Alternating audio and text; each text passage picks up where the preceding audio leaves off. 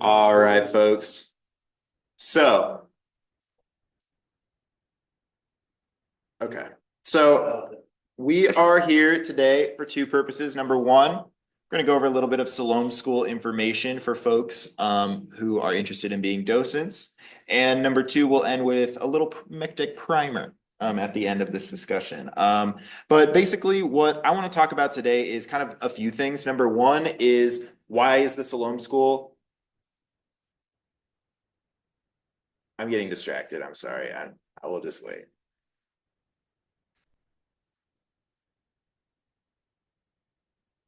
So number one that I want to go through is like, why is Siloam School actually here? And for me, that's a bit more of an interesting discussion. It's less like a factual thing, and it's more just stuff that I think is important for y'all to understand as stewards of this site. And we'll also just go through like the kind of basics of what is the Rosenwald Fund, what is the Siloam School, what do you need to know, frequently asked questions. We'll try to get through that.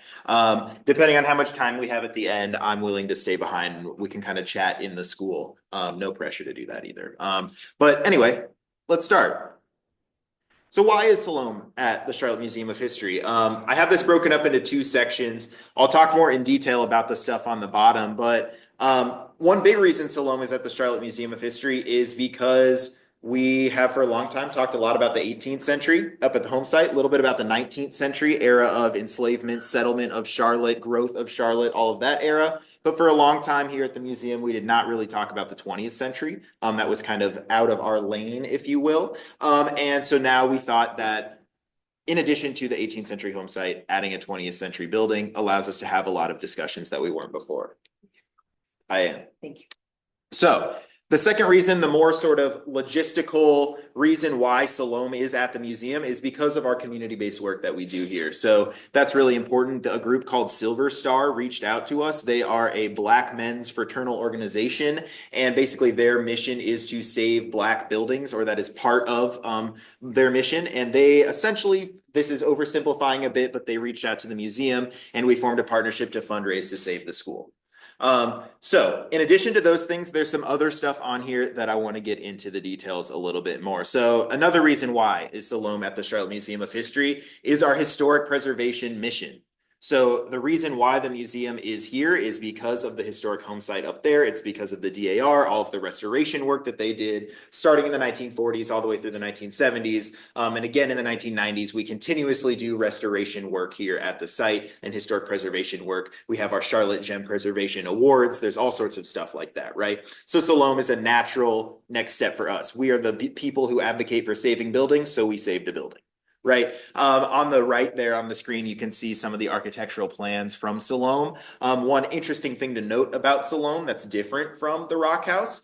This is actually plans that they sent me. This was really early on. And the right drawing on that right image is a lighting plan that they had inside Siloam. And this is actually a plan that I just outright rejected. And I said, no, actually, we're not putting lights inside of a building that never had lights. That's a different decision than was made at the Rock House, where, for example, we put an HVAC system and insulation in the Rock House. We chose not to do that in Siloam. So although it is part of our historic preservation mission, it's maybe a new era or a different type of historic preservation than our museum has done in the past. Another reason why Siloam is here, history of educational advocacy. A lot of us might know from our docent training about Hezekiah that he was a person who helped to draft the Constitution of North Carolina, and there's a quote from it. We love our education here in North Carolina. Hezekiah was a founding trustee of Queens College / Liberty Hall here in Charlotte as well, right? And so that's a really important sort of through line here, is just educational advocacy. Now, the flip side of that is the history of slavery and segregation. Now, here is our Constitution on the left. Here are some clarifications that the NC General Assembly decided to make in 1818, which are basically that if you try to teach a slave, or if you're a slave who tries to teach themselves, you will be punished, right? So this history of Black folks being denied education is also part of the reason why Siloam School is such an important part of our interpretation here on the site. In addition, there's a modern day relevance piece that I think is important, at least to be prepared to discuss. I don't expect all of us to be having political discussions about educational funding in Charlotte. I don't think we expect our docents to do that. But I will say, like, these are some relevant headlines. Charlotte is experiencing segregation in its schools, both based on class, based on race, right? Some estimates have even said that by some measurements, Charlotte is more segregated today than it was during segregation, right? And so in some ways, I think this is some stuff that's just to keep in mind, right? That Siloam School is a place where people might want to have these discussions. Again, I'm not expecting that you all are bringing these discussions up in necessarily your interpretation, but just be prepared for that. Last thing I want to mention here is just sort of a rural history element. That's something we've been kind of leaning into lately is like, yeah, all those museums are uptown. They're the urban history, uptown people. We're the rural outskirts people. And I think that's an interesting lane that we've been experimenting with lately. Siloam was part of the Mallard Creek community, the Mallard Creek Township, which was not actually even part of Charlotte 100 years ago. So that's an interesting part of this. It was built on the land of E.F. Query, who you see circled there, folks who attended the Mallard Creek Church. You can see circled there. There was a school. This map is from 1911, before the school was built, actually. And then you can see Siloam Church in the top right, and that is the name where the name Siloam came from. That newspaper article there, I want to point you to this guy in the bottom right. It's a blurry image, but his name is Elijah Granger. He was born enslaved down in South Carolina, and he's the grandfather of Martha Barringer, who is the only living alumni of the Siloam School. She's 101 years old, right? So, and she currently lives on the land that Elijah Granger bought in the Mallard Creek community. So he was emancipated after the Civil War, moved to Charlotte in 1905, and bought like 100 acres of land, which is now a neighborhood in Mallard Creek community. So again, these sort of through lines here are really important. So moving on from that, like, let's back up a sec and let's just talk about like, what are Rosenwald schools? What is the Siloam School? I was making a lot of connections there that maybe didn't quite make sense yet if you don't actually know what the Siloam School is or what the context is behind this. So let's go through that. We're going to talk about post-Civil War here. And basically after the Civil War was something called Reconstruction. We might be familiar with that term vaguely, or less than vaguely. But Reconstruction, there was something called the Freedmen's Bureau. And essentially what that was Yankees, white folks from the North, carpetbaggers, came down from the North and started teaching students in the South, teaching Black students in the South who newly emancipated Black folks. And essentially the Freedmen's Bureau kind of collapsed for lots of reasons. There's entire books debating some of these reasons, but basically, number one, white folks didn't like it because they thought that Black people didn't deserve to be educated. So you see things like the KKK develop during this time period in response, right? Number two, Black folks didn't really like it because it was a bunch of white people from the North coming down to teach their kids, right? People who don't exactly understand the cultural context, who don't understand what their needs are. And so, so a lot of that stuff kind of failed. This is right here, one of those freedmen schools that you can see, and that's what those were called. And you'll notice the white teacher and the Black students there. And that, I believe, is the oldest remaining freedmen school in the United States, in Maryland. I think that's what it is. Here you can see, I forgot to actually talk about this slide that was up while I was talking, but this is just a reminder that enslaved folks were educating themselves even without formal education. We're talking about in churches very often was where that was occurring. Now, of course, like Freedmen's Bureau kind of fails. There's this period of, the white supremacy movement grows with a capital W and a capital S. This is not my term. This is their term, right? And this kind of grows. We know, we probably already know about Black codes, Jim Crow segregation, really the development of legal segregation in America starts to occur. And of course, like, that doesn't mean that Black people are not educating themselves again, right? The first Black school in Charlotte was 1886 Myers Street Elementary School. This is not actually the original building. The original Myers Street Elementary was a tobacco barn that they replaced with this building here. But nonetheless, 1886. So basically, 20 years after the Civil War was the first time where there was a Black school in Charlotte. The first Black public high school was 1923 Second Ward High School. And that's, we think, the same year that Siloam was built. Before 1923, basically, once you completed what we would now call middle school, you would either go to like Johnson C. Smith / Biddle to continue your education or stop being educated. Those are pretty much your choices before we had high schools like this. But obviously, this is the time when the Rosenwald Fund really starts to develop. We have these two people here. This is George and Mary Davis over here on the right, and there's George Davis right there as well. George Davis was something called a Rosenwald agent. And basically, him and his wife were Black educational leaders in the state of North Carolina. George Davis was actually the highest ranking Black person in state government. And basically, he decided that he was going to start implementing something called the Rosenwald Fund here in Charlotte. And the Rosenwald Fund is the main thing for today. This guy right here on the right, Julius Rosenwald. Wealthy philanthropist, Jewish philanthropist from Chicago. This guy on the left, some of us might already know who he is. This is Booker T. Washington. Essentially, what the Rosenwald Fund was, is it was this guy's idea, Booker T. Washington. You might have heard of Tuskegee Institute, for example. His whole vision is racial uplift through industrial education. That is Booker T. Washington's sort of philosophical vision for what will emancipate Black folks in the United States. He basically takes this vision, makes a college out of it, but also decides he wants schools for younger students.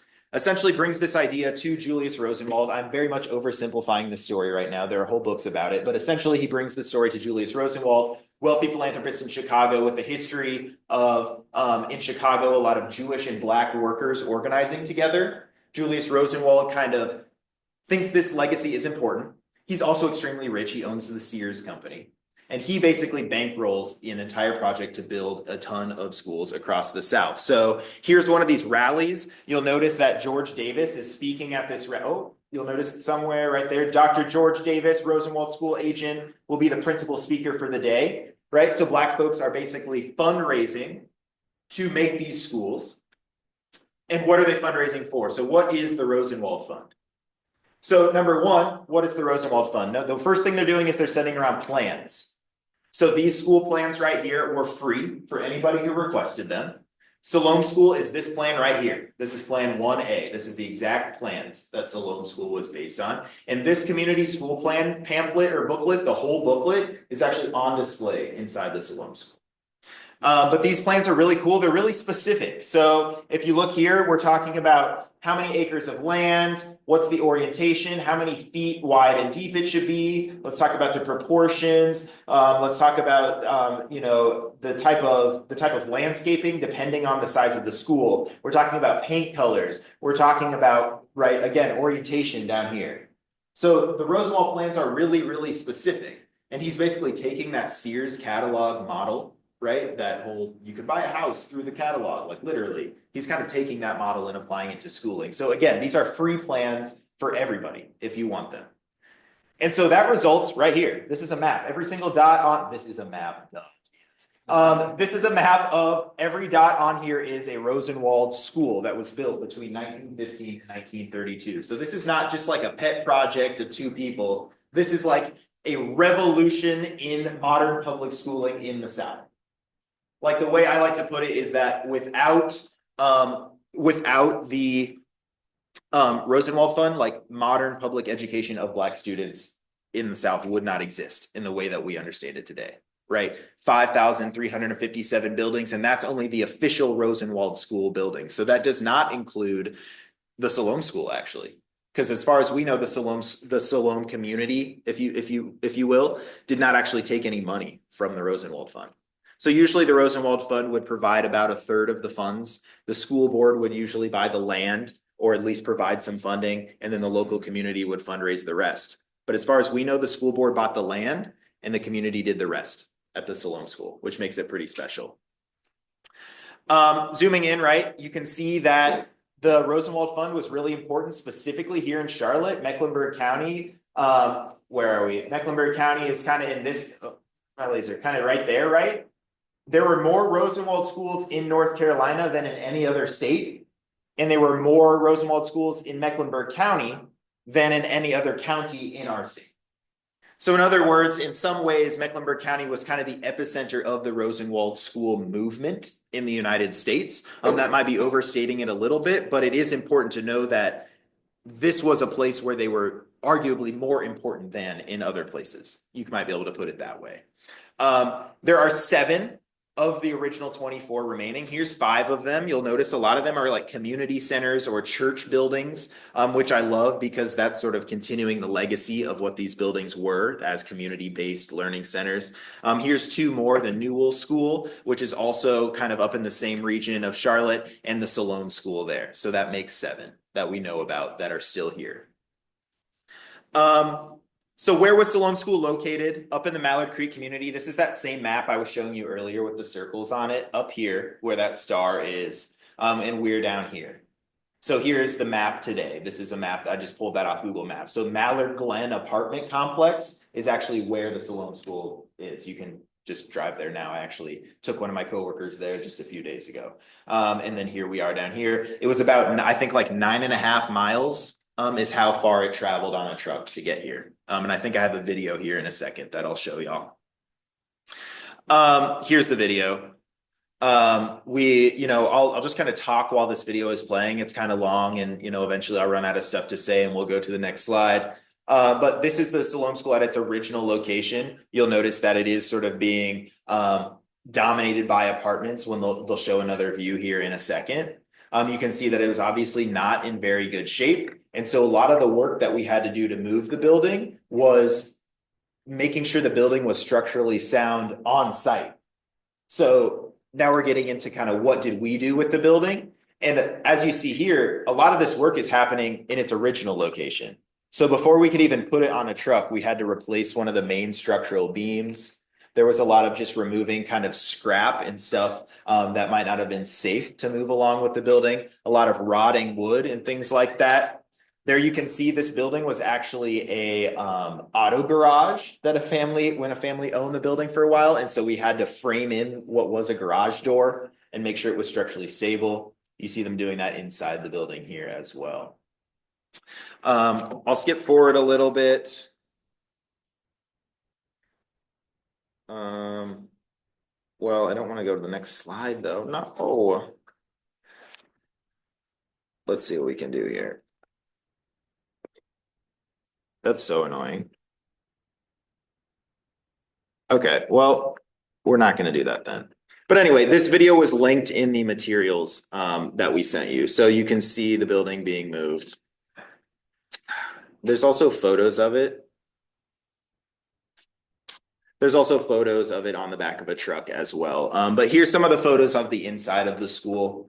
You can see not in great shape. We love little elements like this. This is a doorknob that they made out of a spool of thread. We actually have a few spools of thread from the school that are in our collections. We have some other cool stuff. The original door from the wood burning stove we have in our collections, and you'll see inside the school we got an old school wood burning stove retrofitted to burn wood, retrofitted not to burn wood, to be electric. So basically it looks old, but it's an electrically powered furnace that's in there right now, or stove that's in there right now. But obviously the school has come a long way. This is what it looks like now. So like I said, y'all can explore it later. But in terms of the visitor experience, right, when people go inside this school, a lot of questions that people have that y'all probably already know if you've been docenting here is like, people always want to know what's original. So I figure that's a good place to start. Basically, the floors that you can see there, these are all the original floors. This is pretty special, and I like to point that out to people. It's cherry wood, which is actually different, basically a higher quality, better wood than what is prescribed in the Rosenwald plans. So this local community said, you know what? No, we're putting in better wood than is required. And that's the original wood there, just coated in some oil, some linseed oil. A lot of the wood that's around the walls and the ceilings is also original wood. A lot of the interior we were able to save, probably about 2/3 to 3/4 of the wood inside we were able to save. That's not true on the outside. On the outside, basically the whole roof is replaced. It was all rotting out. Probably a good, at least 1/2 to 3/4 of the wood on the outside was also replaced. Probably not 3/4. I would say probably half, just because of sun damage, rotting, things like that. The paint itself is linseed oil paint. Going back to that historic preservation stuff that I was talking about before, we could have just slapped it with white and red paint and just been like, we're done, right? But what that would do, modern vinyl paint creates a seal that we don't want. This building is meant to breathe. So we used a historically accurate kind of paint that was very expensive, but we used it. It takes a long time to cure. And that's actually what you smell when you go into the building is you're still smelling the paint off gassing, like basically almost a year later after that was done. The wood burning stove in the fireplace there. A lot of folks ask about the seating. We don't really have a lot of documentation about what went on in Siloam. We have like no photos of Siloam and really at all until we started being part of this project. So we're not sure how they sat, but we do know there wouldn't have been that many students that went to this school. Martha, the one living alumni, she remembers just a handful of kids, all sorts of different grades. You would come to school when you could. We know there was a teacher's desk at the front, and we know that the front entrance was sort of at the back of the classroom, would have been the front of the school.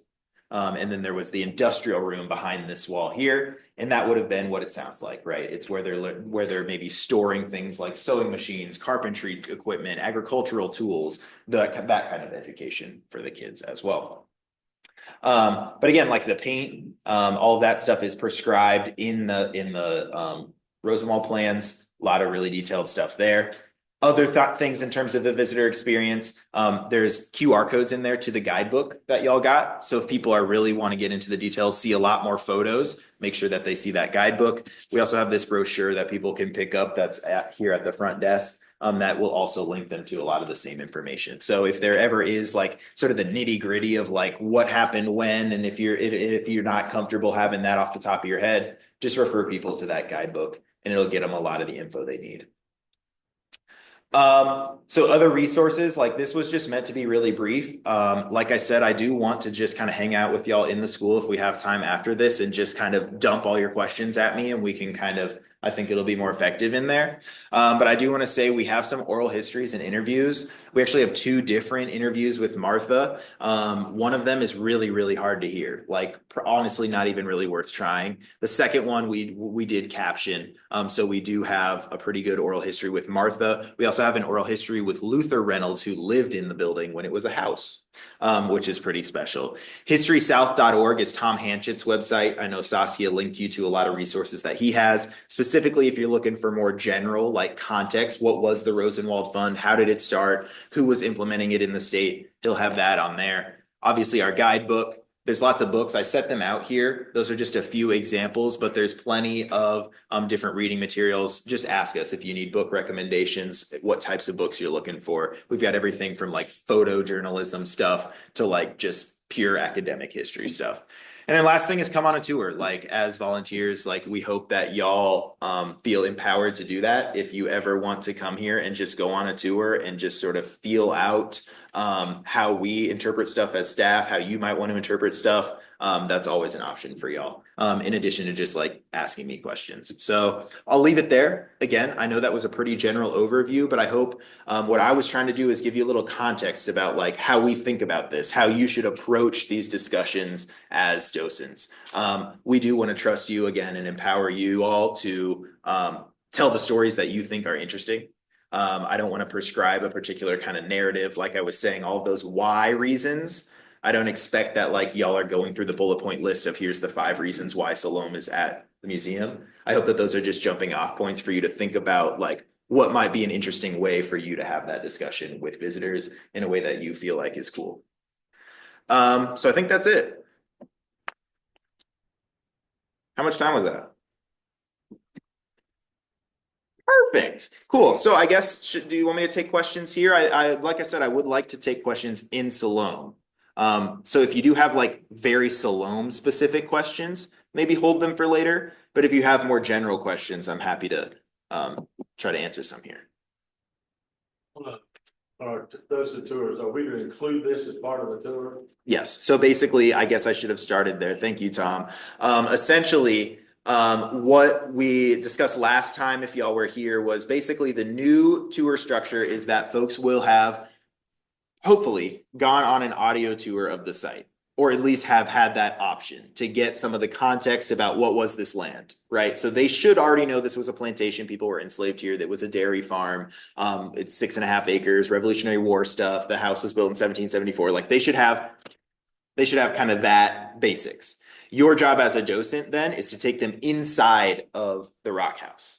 So in other words, your tour inside the Rock House is focused on the stuff that is not the general context of settlement, like you might talk about while you're walking the loop around the site. Your talk is going to be about what was in the study, how is the dining room set up, some of the historic preservation stuff that we've done inside the house, what happened in the cellar, what happened in the attic, like stuff that people can see while they're inside the house. Stuff that y'all are probably already talking about, right? Tom, I know you're talking about the toys inside the boys' room, talking about the beds, we're talking about textiles. There's all sorts of stuff that we can talk about inside the house that's not on the audio tour. That should be about 40 minutes or so, 45 minutes, popping around some rooms, walking down here to Siloam, and then basically spending the last 15 minutes of your tour, 10 to 15 minutes inside the Siloam school. So again, right, in terms of chronology, the way that I think about it is, and again, this isn't the way you have to think about it, but the way I think about it is I talk a lot about enslavement on my tours, and I talk a lot about historic preservation on my tours. Those are kind of like my two things that I know a lot about. And so those are kind of my two segues, is that we come down and I say, all right, we've talked a lot about the sort of settlement of Charlotte, the early days of Charlotte. Now I want to go 150 years in the future and talk about some of the implications of some of this stuff we've been talking about for a while. And then we get into how do we preserve the Siloam school? How is that different from how we preserve the house? Like that's kind of my way of transitioning. But yeah, so the Siloam school really for in terms of tours is gonna be, yeah, maybe 10 or 15 minutes of your tour will be in the Siloam school. What I usually do is I give my basic like 3-4 minute, like here is what this building is and why it's here. I kind of give my why thing, and then I let people explore. A lot of this content is already on the exhibit panels. So again, if there are questions you don't know, refer people to here. I use the exhibit panels inside the school as well as like reference guides. Like when I'm giving a spiel and somebody has a question. Okay. When I'm giving a spiel and people have questions, I'll often walk over to the exhibit panels and like point at the map, like that map of all the Rosenwald schools. Like this map is on an exhibit panel. We have like these two people, Booker T and Rosenwald, are on the exhibit panels. So I'll often use those as references as well. And then I'll just let people explore. Let me know if you have questions. And oftentimes people are asking what's original, how many people went to the school, what did they learn? They're asking the sort of very basics of like, they're more interested in like, what was it like to go to school is usually what people are going to want to talk about. Do you have anything in there that you can show people that like the books that they would study? Yes. Yep. So in the back corner, I don't know if it showed up in this image. Yeah, so here we go. If you see that bookshelf there. So on the bookshelf in the corner, one thing to keep in mind that's very different from the Rock House, pretty much everything in Siloam people can touch. So in Siloam, we have a much less strict don't touch anything policy. So everything on this back shelf here is essentially, it's part of our education collection is what we call it. So feel free to allow people to kind of peruse through this. Obviously, if you see somebody like really abusing an old book, be like, hey, can we be careful with that? Like, don't just let people rip pages out of our books. But these are part of our education collection. So there's maybe 4 or 5, 6 different examples of some textbooks from like the late 1800s through the 1920s, 30s. The reason I asked that, I have a one-room schoolhouse textbook for grades 1 through 8. Yeah. From the late 1800s. Yeah. Just carry with me if somebody asks. Here's. That's perfect. That's perfect. Yeah. Yeah. All right, y'all. Okay. Oh yes, I was going to ask, you mentioned earlier that Mecklenburg schools are like maybe more segregated than they were in the 60s. Yeah. Is there like, is that from like the state level? Well, yeah. See, now we're getting into like some interesting territories. Yeah. What I will say is I have a presentation kind of about this, but basically what I will say is historically Charlotte was segregated, yes. But in terms of neighborhood based, but the neighborhoods that were black neighborhoods and white neighborhoods, it wasn't like Charlotte had a east side of the tracks and a west side of the tracks. right? So we weren't segregated in that sense. It was like there's a neighborhood, the Brooklyn neighborhood here is kind of a black neighborhood, but then like Myers Park is kind of like right near it, and it's a white bougie neighborhood, right? And so now, if you look at a map of Charlotte's like racial makeup or class makeup, you might hear about something called the crescent and the wedge, which is basically there's this wedge going from like basically south end down toward like Ballantyne and into South Carolina of like generally wealthier and whiter communities. And then there's a crescent that kind of goes from the west side into the north side and over here to the east side that is generally lower class, more racially diverse neighborhoods. And so we see that reflected in schools, right? So now schools can't be officially segregated, but oftentimes schools are heavily segregated by class because you might know that schools are funded by our property taxes. So that basically means if you're in an area that has like more expensive homes, higher property taxes, better schools. And it's this sort of self perpetuating cycle. So anyway, that's like the very basics of like educational funding policy, but like those are some of the reasons why we're seeing segregation now, because it's harder to kind of identify the causes and the solutions.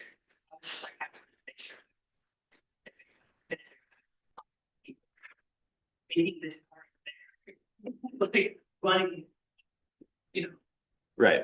Well, so for example, you might hear about in some states they're doing things called school vouchers. You might have heard this buzzword. They're doing that in my home state of Iowa. Basically, what it is like the state will give any family basically a credit off of their tuition to a private school.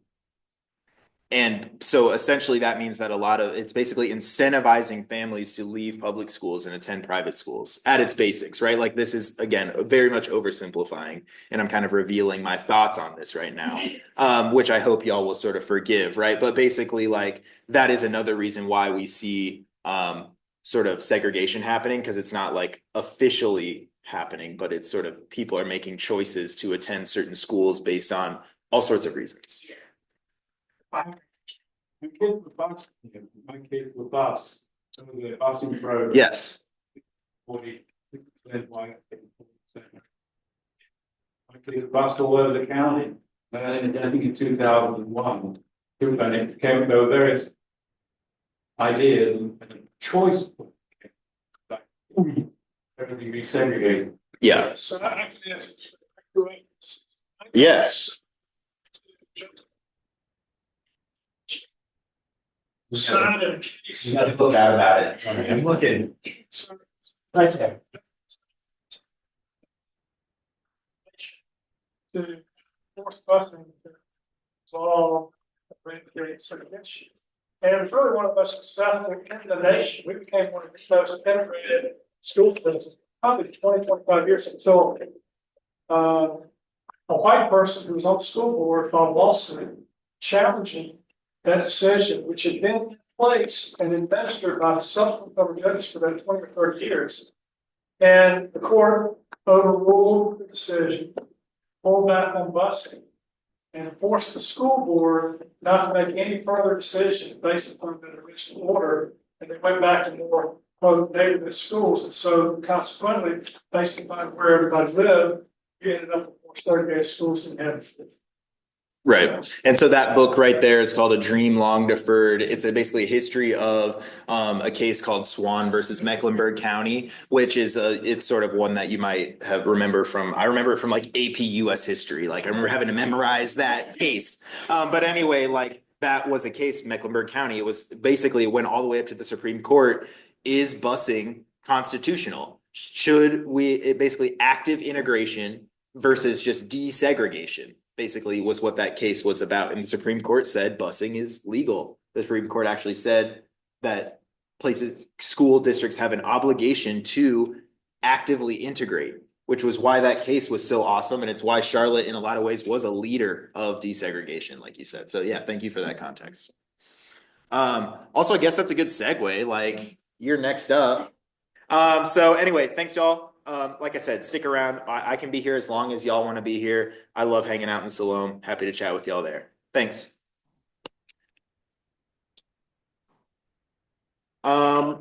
I didn't bring a PowerPoint. I'm laying it for you. Yeah. So they asked me to come to do a little. Like this, I'm standing here just because we're on Zoom, just so people Okay. can hear you. They I asked me did to, not follow that rule when I was talking. they asked me to do a little mech deck primer today. I'm Landis Wade. I'm a recovering trial lawyer. I'm not a historian. But because many lawyers over time wrote about the mech deck, I think it's fine for me as a lawyer to talk about the mech deck. Plus I wrote a novel about it too. So I have a few maps here I want to hand out. I only have 5 of them. I'm just have some people share.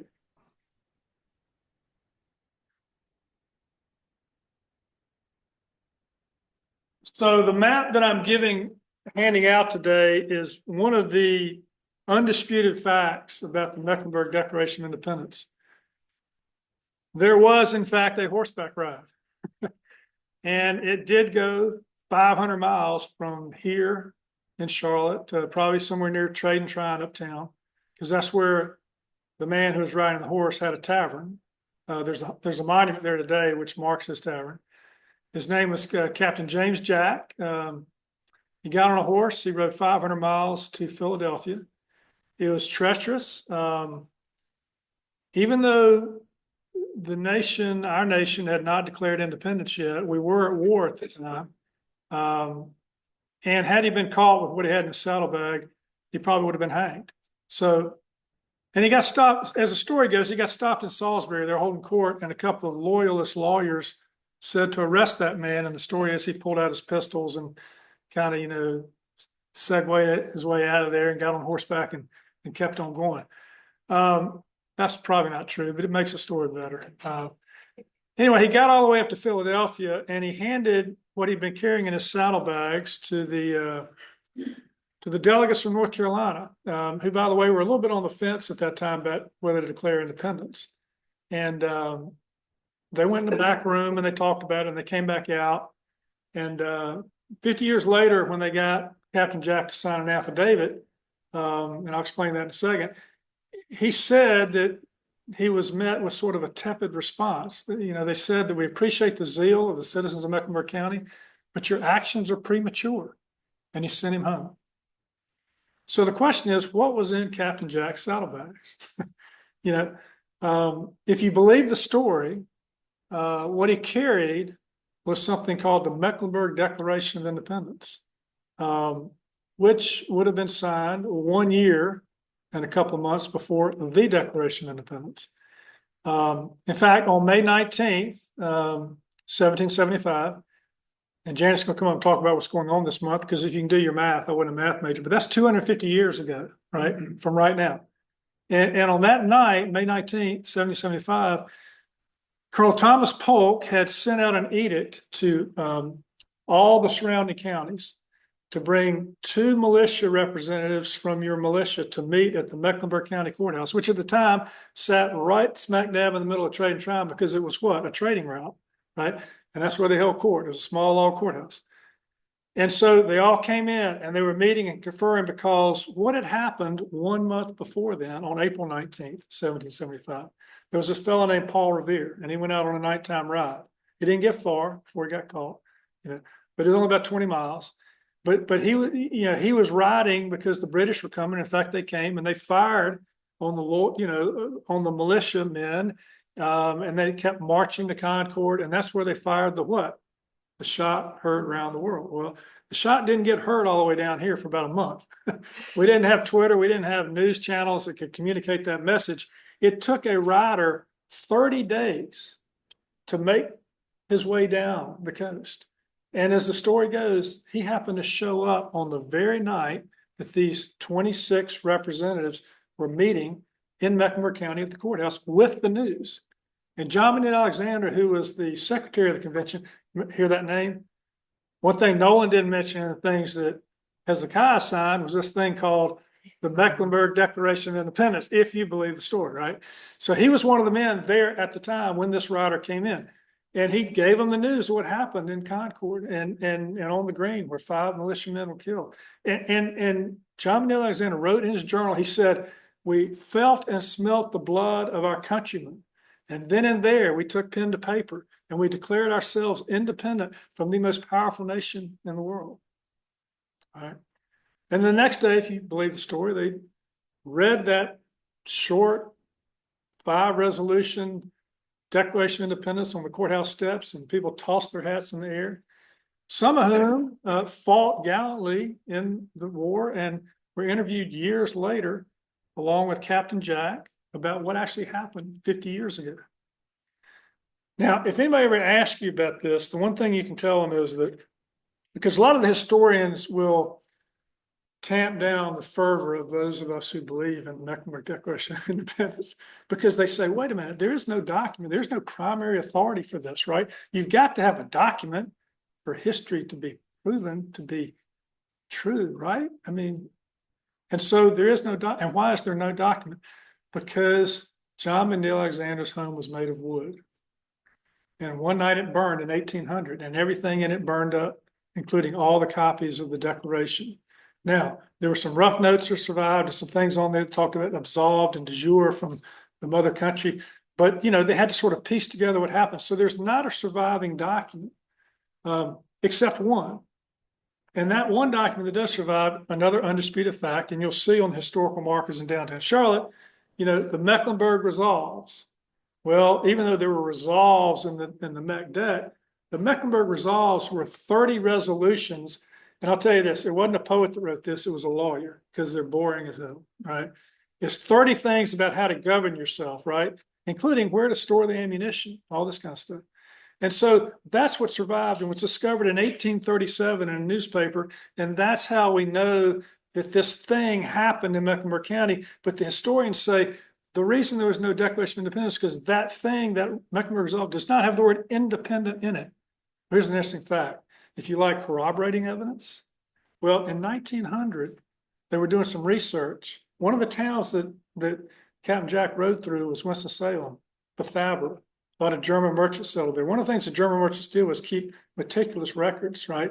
And one of the things they discovered in 1900 was that this German merchant named Tregalt Baggy had run into a horseman who'd come from Mecklenburg County on his way up and on his way back. And the fellow told him that the county of Mecklenburg had declared itself free, F-R-E-Y, the German word, independent, the English word. And Scott Seifert, who wrote a compelling book on the history of the Mech Deck and the Mecklenburg Resolve, says the reason he thinks he wrote it in English was to emphasize the point. So yeah, we don't have a document. We do have some corroborating evidence that there was independence declared. And if you think about it another way, here's the beauty of this. Nobody can be proven wrong here, right? Both sides have a good argument as to why it does or doesn't exist. But one cool thing is that if you think about it, why would you have all these resolutions, these 30 resolutions to govern yourself, had you not declared yourself independent in the first place? Kind of like the Declaration of Independence and the Constitution, right? But here's the fun part. If somebody ever asks you, well, what's this thing about John Adams and Thomas Jefferson and their argument about the Mech Deck? Well, that's a true thing. There are some letters that were written. John Adams accused Thomas Jefferson of hiding the Mech Deck from him and copying provisions from the Mech Deck into the Declaration of Independence. And if you look at the words in the two documents, they are very similar in some places. Then the question becomes, who copied from whom, right? That's part of the mystery, part of the story. So the thing is, there are a lot of undisputed facts about the Mech Deck, and you may hear about, somebody say, well, did it really happen? Yeah, it really happened that 26 upstanding citizens came and debated what was going on in the colonies and decided to govern themselves free and independent. And the Governor Martin, as he was getting on a boat down at Fort Johnson to escape and go back to London, was writing missives saying that Mecklenburg County was the most treasonous of any county in the state, right? And then, of course, there's Dispatch 34. And this is where it gets really interesting. I'll just share this little story and then I'll stop here. But so as Johnson is leaving, he writes this missive. They had this habit of doing this. They send these dispatches back to London and tell them what's going on in the colonies. He wrote this missive and he talks about Mecklenburg being the most treasonous, and he closes a newspaper article explaining what they had just decided in Mecklenburg County and how it's so treasonous and how they've set up governance for themselves and all this kind of thing. All right, well, that got sent to England, and they don't throw away much. And they put it in the British Public Records Office to where it survived. But then in the mid 1800s, there's this thing going on, right? North Carolina and Virginia are at each other's throats about who, about the reputation and who did the most in the Revolutionary War, right? And Virginia's got all the presidents and they got all this, Thomas Jefferson stuff going on. And what's little old Mecklenburg claiming that they've declared independence? That can't be true. So there's this fight going on to prove that North Carolina's wrong. Well, they call up the ambassador to Great Britain, a guy named Stevenson, who was a friend of Thomas Jefferson, said, hey, go look for that thing, that document that Governor Martin sent, and let's see what was in that newspaper article. And so if you go there today, you'll see that on the back of that letter is written that the newspaper article was checked out by Ambassador Stevenson, and it's never been returned. You know what? This is great for conspiracies, right? Because they say, hey, if it had proven the Virginians were right, wouldn't they have showed it and shared it around? But if it showed that the North Carolinians were right, well, maybe that's why it hadn't shown up to this day. Anyway, it's kind of fun. I thought, Janet, if you want to tell them a little bit more what's going on this month in the MEC deck. The idea here is that you may get a question or two about the MEC deck. You don't have to say you're a believer or non-believer, but there's a lot of history surrounding the MEC deck. So the question becomes, as I said, what was in the saddlebags? Was it one documents or was it two? Was it just the resolves or was it both the declaration and the resolves? And this controversy kind of continues to this day because lawyers wrote about it through the 1800s. They still write about it today. And if you talk to historians today, they'll say no. And if you talk to others, they'll say yes. And then a lot of times this is kind of what do you want to believe, right? I mean, what do you think? What sounds most reasonable to you that would have happened at the time? And if you pile on all this information, they were getting together anyway because there'd been the taxation. Right. There'd been the disruption in the colonies. And then in comes the rider while they were doing this anyway. Might it have been conceivable they had declared independence? And then the drawbacks are, of course, that, well, why wasn't that published in a newspaper? Why did the only one of them get published? But if you go back and look at all the newspapers from that summer, and I did in the research in my book, there's a lot of weeks that are missing. There's nothing there, right? We can't find the Cape Fear Mercury, which was the newspaper we believe the article was written in, that ended up in that missive to England. And so, yeah, there's a lot to talk about, but the ride happened, the people got together, they declared, they were going to govern themselves. And then there's the question, Thomas Jefferson accusing Thomas being accused of plagiarism by his buddy. And the other bit of trivia is, that Thomas Jefferson and John Adams are kind of frenemies, right? They loved each other and hated each other and all this stuff. And they died the same day. 50 years to the day on the signing of the Declaration of Independence. So that's kind of a cool fact too. Anyway, what's up this month for the MEC deck? Have you, in the book, who are your founding fathers? Yeah, so David Fleming wrote a book called Who's Your Founding Father? I interviewed him on my podcast, Charlotte Reader's podcast, and he tells a great story. He goes all around, and to all the sites. He actually went to the British Public Records Office and looked at this document. Scott Seifert and he are out talking as the deep dive historians, this month about what's going on. I used what Seifert wrote to write a book called Deadly Declarations. It's a mystery set in a retirement community, and the first thing that happens in the book is a professor dies. They find his body, and the manuscript he's working on about the MEC deck is missing. Right, and so there's this Virginia Secret Society trying to keep the lid on the truth about the MEC deck, and these they end up solving a mystery that haven't been solved in 250 years. So anyway, that's my story, and I'm sticking to it. Yes. I heard you say that for 26 times. I've heard different numbers. Right. Up to 28. So you'll hear anywhere from 25 to 28. Yeah. Did you are you counting? Is it old tree? Is it what? What last thing we started with it's olive tree. Oak tree. Yeah. I'm not counting. I'm just giving you an estimate. I don't have the names memorized, but there were a lot of Alexanders that signed it. There were 6 Alexanders that signed it, and they were all related in one way or another. And most of them had property around here, though John McNitt is back up more toward Huntersville. He was the furthest afield. And just so you know, that's the reason that the date is on the state flag, May 20, 1775, because the North Carolina governor in 1830 decided to send out these lawyers and get all these statements because someone had accused the congressman from North Carolina of lying about the MEC deck. So they went out to get proof. And then it was sort of resolved and the dispute was over until they discovered in a newspaper in 1837 a copy of the Mecklenburg Resolves. And they said, aha, we got you. You know, it doesn't have independence in it. You know, No, we know the resolves were about 12 days later. So the way that May 30. the way people state it that believe in the story is that they did the, you know, quick version of the Declaration in that setting, the more lyrical, the poet wrote it kind of thing. And then they got the Committee of Safety together over the next 12 days to come up with these 30 resolutions, have the lawyer write it up. That's why Captain Jack didn't leave until later in May. It depends on what you believe. Yeah, yeah.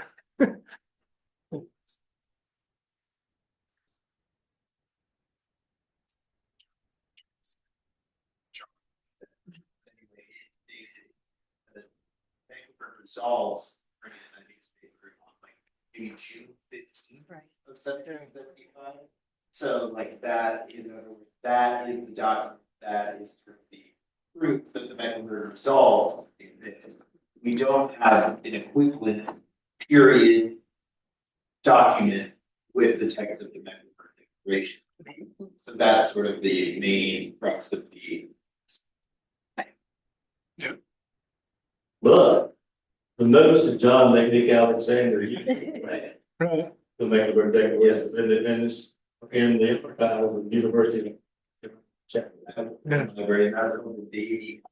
That's what you were referring to was April of 1800, John McNick Alexander's house burns down.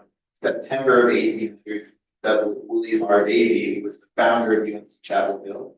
And basically, like, they're kind of like, and essentially John McNick Alexander, using some of the surviving notes from the secretary and just his memory, and basically dictates what he remembers from May 20th to William R. Davy. That copy, part which is like in half, that the whole thing is the Davy copy, even free. The whole side, the little side thing on that. But anyway, that document is from 1803. So in some ways, that's probably the earliest primary source we have that says Mectec happened on me. Probably. Like there's this stuff like you were talking about, some of these letters, different letters from like local officials to government, that sort of early fine stuff. But the daily copies are really. Yeah, and you have the oral history, and they have these 12 people that at one time they thought, well, we'll call them a bunch of liars, but they actually fought bravely. They were upstanding citizens. So they changed their argument. They said, no, they were mistaken. It's been 50 years. Nobody can remember it exactly. You know, the kid was 5 years old, you know, when this happened. So maybe he just misunderstood what they were saying. But if they heard something on the courthouse steps, which is what they said in their affidavits, you know, around May 20th, they didn't hear him reading 30 resolves on May 20th. They heard something else. So the question is, what did they hear? Did they hear we're going to write this thing up? We decided to part ways. But yeah, that's why there's a lot of controversy surrounding the Meg Deck and why it's such a fun story. Yeah. So just a minute, and I brought 5 copies. We can make more for you guys. I just tried to consolidate since this is the 250th anniversary and North Carolina's as excited as they have been in a long time. You can go anywhere across the state from here, let's say eastward, and experience events in May and June. Yeah. To celebrate, find out more about the MEC Deck. It starts as early as May 3rd, coming up this weekend at the Hugh Torrance House. They are having a May Day MEC Deck Day. When you get your sheets, you'll see the date, the location, the time. I would encourage you to look them up online. Most of them are free, but some of them want you to make a reservation ahead of time. There are a few, in fact, sounds like too much fun. I'm not going to be here to do it, but it is a brew cruise. Yes, you start in a brewery and you pedal your way to historic sites while you drink beer. And your guided tour is narrated by Scott Seifert and John Fleming. I mean, David Fleming, sorry. And that does require a purchase ticket ahead of time. But there is everything from festival work to bike rallies to lectures put on by the library. Saturday, May 18th, we'll have some stuff going on here. But the biggest things the biggest things surround May 20th itself. And May 20th at high noon at the square, we will declare independence once again. We will read the Declaration. You will see living historians. You will have fife and drum corps. You will have long rifles being fired. You will hear lots of speeches. That is really the highlight. We have done that every year for very, very, very, very, very long time. But if you go back and look at it, McDeck Day has been celebrated in Mecklenburg County for 250 years. We have had 6 different presidents show up at various points in history. So Saskia is going to get you a list of some of the 8 or 10 things that are going on this month, and I encourage you to check them out. One thing that is free on Monday, the 19th, and the time is to be announced yet. Landis and I had the opportunity on Friday to participate in this on the front end. They had high school students participating in a moot court competition, arguing for and against the MACDAC. And Landis and I got to be judges for one of the regional competitions. But the final is going to be in the federal courthouse Monday, the 19th. And the presiding judge is going to be one of the justices of the Supreme Court of North Carolina. Chief Justice. I couldn't remember who they said was going to show. The Chief Justice Newby is going to be here. And these kids will blow you away with what they are able to do as high schoolers. It was truly impressive. So you've got everything from drinking your way through history to, real legal argument about it, but lots of things to check on and participate in, as much for fun as for education. And then our exhibit opening to members on the 22nd. Is that right? Yeah. And then to the public on that Saturday? So we're actually just gonna open the exhibit on May 20th. That's a Tuesday. That's our first day of the week. So on May 20th, the exhibit will open down there. Member reception is Thursday, the 22nd. So if you're a member here, probably just email us if you're interested in coming to that event. That's kind of like an invite only situation. Scott has a lot of fancy friends. We're inviting some fancy people. So, but just let us know if you do want to come to that. We definitely want to see y'all there. Yes. But yeah, so I really like where y'all took the discussion of the McDeck. I'll just end on a little bit of a soapbox, sort of, and a discussion of the exhibit itself, which is that the exhibit is less about what happened. The exhibit is less about parsing through, did the McDeck exist? Did it not? What's the evidence on both sides? That's stuff that you can just like read a book. What this exhibit is about the memory of the McDeck. It's more about how all the presidents have come, how we've celebrated it. We've done public plays. When President Taft came and visit, he gave some really interesting speeches in the early 1900s. He sat in a fancy chair that will be in the exhibit, right? There's these ways that the McDeck has become a sort of cultural symbol in Charlotte's history, where it's sort of beyond did the McDeck exist or not. The exhibit is like, that doesn't matter. Something really important happened in May 20th. Did that document exist? Who knows? But it's really dang important.